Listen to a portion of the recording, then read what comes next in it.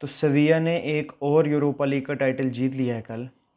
तो अब सेविया को real Madrid of Europa league अगर हम कहें तो इसमें कुछ गलत नहीं होगा, क्योंकि जिस तरह से वो खेले हैं कल, जिस तरह से उन्होंने डोमिनेट किया गेम, तो यूरोपा लीग में अगर आप उनके अगेंस्ट मैनचेस्टर सिटी को ले आओ, रियल मैड्रिड को ले आओ, तो आई थिंक वो उन्हें भी हरा देंगे, क्योंकि वो बहुत ही ज़बरदस्त फुटबॉल खेलते हैं अब यूरोपा लीग में।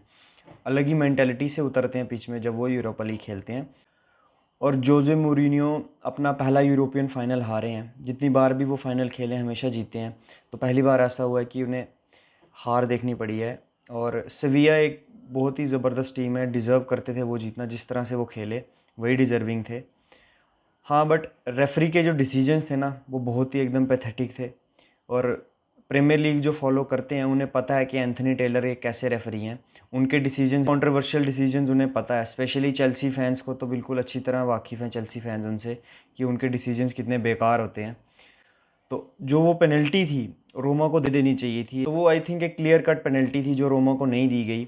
हाथ, रेफरी कह रहे कि हाथ उनका नेचुरल पोजीशन में था, बट ऐसा कुछ नहीं था। आप एक बार रिप्ले देखिए, हाथ उसका बिल्कुल एकदम बॉडी से एकदम दूर था, वो कोई नेचुरल पोजीशन नहीं थी। तो अब पता नहीं कौन से रूल्स दिखाएंगे, लेकिन मेरे हिसाब से तो वो पेनल्टी थी। और स्टिल गेम एक्स्ट्रा टाइम में गई, एक्स्ट्रा टाइम के बाद पेनल्टीज़ हुई। और पेनल्टीज़ में आपके पास जब इतना एक्सपीरियंस्ड गोलकीपर है बोनो, जो वर्ल्ड कप सेमीफाइनल खेल चुके हैं, तो आपके पास एक्सपीरियंस प्लेयर्स हैं जैसे रैकिटिच है, और आपके जो कीपर हैं वो एकदम मतलब वर्ल्ड कप में इतना प्रेशर हैंडल करने के बाद यहाँ पे उनके लिए खेलना तो ज़्यादा मुश्किल था नहीं।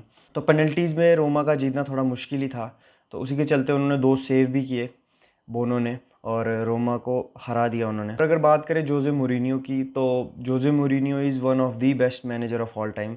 मेरे लिए तो the greatest manager of all time है वो, क्योंकि उन्होंने जो जो किया अपने करियर में, ऐसी ऐसी टीम्स के साथ मैनेज करके उनको ऐसे ऐसे टाइटल जितवाए हैं जो कि मतलब बिल्कुल ही नामुमकिन है। आज के आप किसी भी मैनेजर को उठा लो, अगर उन मैनेजर्स को वो टीम्स मैनेज करनी पड़ जाए ना तो टाइटल्स तो छोड़ो, वो लीग में टॉप 4 में भी ना ला पाएँ ऐसी टीम्स को जो आज के मैनेजर। मैं किसी भी मैनेजर को मतलब डिसरिस्पेक्ट नहीं कर रहा हूँ, बट ये बता रहा हूँ कि how great was Jose Mourinho and how great still he is. Match ख़त्म होने के बाद वो रेफरी के पीछे चिल्ला रहे हैं, पता नहीं कुछ उनको गालियाँ वालियाँ दे रहे हैं, और जो मेडल मिला उन्हें वो उन्होंने ऑडियंस में दे दिया किसी एक लड़के को। तो देख सकते हैं आप किस कदर उन्हें गुस्सा था कि मतलब डिसीजंस उनके फेवर में नहीं दिए गए।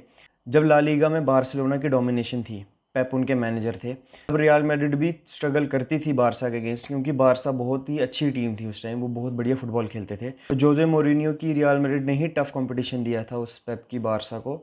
और जो जोजे मोरिनियो ने टीम क्रिएट की थी रियल मैड्रिड की, रियल मैड्रिड मेंटेलिटी मॉन्स्टर्स बनी ना, वो बनी ही मोरिनियो की वजह से। जिसके चलते आप देखो आगे जब मैनेजर्स चेंज भी हुए, तो जैसे कार्लो एंcelotti आए, जिडान आए, जिन्होंने मतलब इतनी सक्सेस हासिल की इस टीम के साथ, तो कहीं ना कहीं मैं मानता हूँ उसमें जोजे मोरिनियो का ही हाथ था। जोजे मोरिनियो ने ही वो क्रिएट की थी टीम। हाँ, जोजे मोरिनियो थोड़े अनलकी रहे चैंपियंस लीग में इस उस रियल मैड्रिड के साथ। आप ये कह सकते हैं कि one of the best team create की उन्होंने। अगर चेल्सी की बात करें ना, तो चेल्सी में भी जो मतलब सक्सेस लाई उन्होंने, तो चेल्सी फैंस तो वो कभी भूल नहीं सकते कि। और चेल्सी फैंस रियल मैड्रिड से ज़्यादा चेल्सी फैंस मोरिनियो को मानते हैं कि भाई हमारे लिए द ग्रेटेस्ट मैनेजर वही है, क्योंकि चेल्सी में जो सिस्टम लाया उन्होंने, मतलब उस टाइम जो टीम्स डोमिनेट करती थी लीग में, तो जैसे आर्सेनल थी, यूनाइटेड थी, उन टीम्स को मतलब हराया है मोरिनियो ने अपनी चेल्सी के साथ। एकदम एक सॉलिड और डिफेंसिव टीम बिल्ड की चेल्सी, जिसके जिसके चलते इतनी सक्सेस हासिल करवाई उन्होंने चेल्सी को। कल के शायद तो अब न्यूज़ निकल के आ रही कि शायद मोरिनियो रोमा छोड़ भी सकते हैं।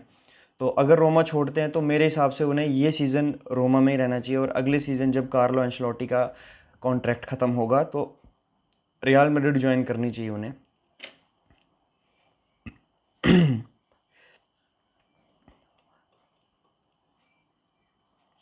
तो तो न्यूज़ निकल के आ रही कि शायद मोरिनियो अब रोमा छोड़ भी सकते हैं, बट मेरे हिसाब से एक सीज़न उन्हें और देखना चाहिए रोमा में। तो नेक्स्ट सीज़न वो रियल मैड्रिड को अप्रोच कर सकते हैं, क्योंकि नेक्स्ट ईयर कार्लो एंcelotti का कॉन्ट्रैक्ट ख़त्म हो रहा है, और मुश्किल है कि वो अपना कॉन्ट्रैक्ट रिन्यू करेंगे। और थोड़ी अगर ट्रांसफ़र्स की बात करें, तो इस टाइम सबसे बड़ी ट्रांसफ़र न्यूज़ जो निकल के आ रही है कि भाई Karim Benzema is leaving Real Madrid after 14 years. तो उन्हें ऑफ़र आया है सऊदी अरेबिया से 200 मिलियन का फॉर 2 ईयर्स। बेंजिमा 14 साल बाद रियल मैड्रिड छोड़ेंगे। जो एक लास्ट प्लेयर बचे थे बीबीसी के, तो वो भी शायद हमें कुछ दिनों में न्यूज़ आ जाएगी कि ऑफिशियली बेंजिमा रियल मैड्रिड छोड़ के सऊदी ज्वाइन कर रहे हैं। जब से रियल मैड्रिड को छोड़ के क्रिस्टियानो गए थे, तब से बेंजिमा ने ही कैरी किया था रियल मैड्रिड को। एब्सोल्यूट लेजेंड बेंजिमा एक मतलब लेजेंड की तरह अगर छोड़ेंगे तो एज ए लेजेंड वो मतलब लीव करेंगे रियल मैड्रिड को। और बेंजिमा की रिप्लेसमेंट ढूंढना भी बहुत ज़्यादा मुश्किल है, क्योंकि जिस तरह से उनकी गेम है, आप देखो वो मिडफील्ड में आ जाता है। मिडफील्ड में मतलब लेफ़्ट हैंड साइड पे, राइट हैंड साइड पे, मिडफील्ड की इतनी हेल्प करते हैं वो। मतलब लिंक अप प्ले जो करते हैं ना वो मिडफील्ड के साथ, वैसा मुश्किल ही है कोई और मतलब स्ट्राइकर जो लाएंगे वो कर पाएगा। और जो रोड्रिगो और विनीशियस के साथ जो 1-2 करके वो मतलब लिंक अप प्ले करते हैं, वो भी बहुत मतलब रियल मैड्रिड फैंस मिस करेंगे। और अगर क्लब के पॉइंट ऑफ व्यू से देखें तो ये परफेक्ट टाइम है बेंजिमा को कि वो क्लब छोड़ रहे हैं जो। तो क्योंकि पिछले सीज़न देखो आप चैंपियंस लीग जीते, ला लीगा जीते और करीम बेंजिमा बैलन डॉर भी जीते। तो क्लब लेवल पे कुछ अब मतलब इतना है नहीं कि जो मतलब बेंजिमा को अचीव करने को रह गया है। तो और साथ में इस सीज़न देखो आप, वो बहुत ही ज़्यादा मतलब इंजरी प्रोन प्लेयर हो चुके हैं एक तरह से। हर दूसरे तीसरे मंथ वो इंजर्ड हो जाते हैं, जिस वजह से उन्होंने 10 से 12 गेम्स लीग की जो हैं बिल्कुल खेल ही नहीं पाए हैं, और इससे शायद ज़्यादा ही होगी जो नहीं खेल पाए हैं। तो अगर next season real Madrid Benzema को रखती है तो मे बी बेंजिमा बहुत अच्छी परफॉर्मेंस दे, बट चांसेस ये भी हैं कि बेंजिमा दोबारा वही इंजरी उनको हर साल में 3-4 बार हो जाए, जिस वजह से रियल मैड्रिड की परफॉर्मेंस पे बहुत ज़्यादा इफेक्ट पड़ेगा। तो इस वजह से बेंजिमा ने डिसीजन लिया है, जो अल इतिहाद क्लब का जो ऑफ़र है 200 मिलियन का, वो शायद वो एक्सेप्ट कर लेंगे। आने वाले कुछ दिनों में ऑफिशियल हो जाएगा ये। अगर बात करें बेंजिमा की रिप्लेसमेंट की, तो अगर बेंजिमा छोड़ते हैं तो जो न्यूज़ निकल के आ रही है, रियल मैड्रिड शायद हैरी केन को टारगेट करे।